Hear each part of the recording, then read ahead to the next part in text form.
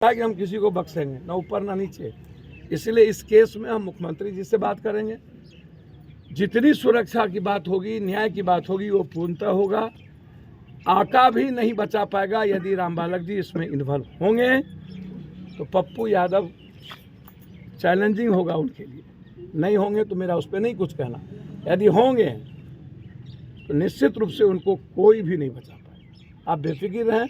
अन्ना shooter को मैं speedy trial की मांग करूंगा और इस परिवार की सुरक्षा की मांग करूंगा। कोई ऐसा नेता है जो पॉर्न ना देखता हो,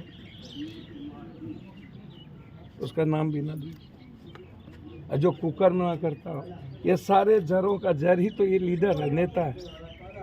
अब रामबालक को बचाने के लिए सारी ताकत लगाएगा। उनका भाई कहता है, उनका परिवार कहता है, चाहे वो उसका जो वीडियो वायरल हुआ या पहले जो सुरेंद्र सिंह जी यहाँ मुखिया रहे या जिस तरीके से फिर उसके भाई, उसके पहले भी इन्होंने पत्रकार की हत्या करवाई।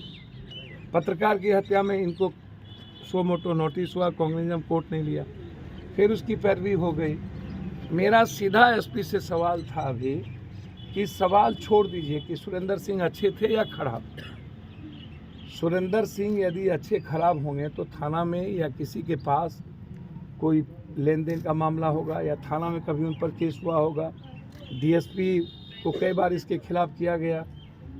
सवाल अच्छा खराब का नहीं है, सवाल मर्डर का है। तो यदि मर्डर हुई है तो किसी शूटर ने किया, तो जिस शूटर ने किया उसका पूरा का पूरा टावर लोकेशन, सीसीटीवी कैमरा और उसका पूरा मोबाइल का प्रिंट आउट, किस किस से वो बातचीत किया है 1 महीने के अंदर, 2 महीने के अंदर, चाहे रामबालक जी से बातचीत हुई कि नहीं, उसके भाई से बातचीत हुई कि नहीं, किन किन लोगों से बातचीत हुई और कब कब बातचीत हुई। 1 दिन पहले वो रजिस्ट्री करवाए और 1 दिन के बाद सोमवार को इनकी हत्या हो जाती है। तो मैंने एसपी साहब से 164 के बयान को मैंने कहा कि आप तुरंत करवाइए। 164 का बयान यदि आप करवा लेते हैं तो हत्यारे पर ये प्रेशर रहेगा कि कम से कम अब हम कुछ करेंगे तो इसका उल्टा रिएक्शन होगा। तो आप, हम सीएम साहब को भी ये नॉलेज में देंगे, वो जितना बड़ा तोप खान हो, तिस्मार खां हो, पूरी दुनिया एक तरफ, हम अकेले एक तरफ रहते हैं, हमको कोई परवाह नहीं पड़ता है। बेफिक्र आप रहें। सुरेंद्र जी या जो एक गरीब आदमी मंत्री की हत्या की गई, तो इसमें हम पटना एसआईटी जांच की मांग करेंगे कि आप यहाँ से एसआईटी जांच, समस्तीपुर के प्रशासन पर हो सकता है कि हमारी कंप्लीट रूप से किसी भी कीमत पर विश्वास ना हो, उठ गया हो, या जिस तरीके से वो लोगों को ला करके टॉर्चर करते हैं।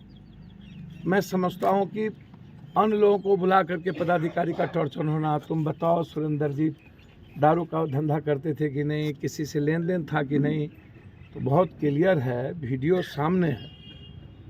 साक्ष्य और परिस्थिति जन्म घटना घटती है। तो ये इसको सरकार भी इन्वेस्टिगेशन में भी बहुत क्लियर है, सीआरपीसी में भी है कि इंटेंशन क्या है, इंटेंशन मर्डर का क्या है। एसपी साहब को इंटेंशन बताना ही पड़ेगा। विदाउट इंटेंशन आप नहीं कह सकते हैं कि इनका क्या धंधा है या क्या धंधा नहीं है।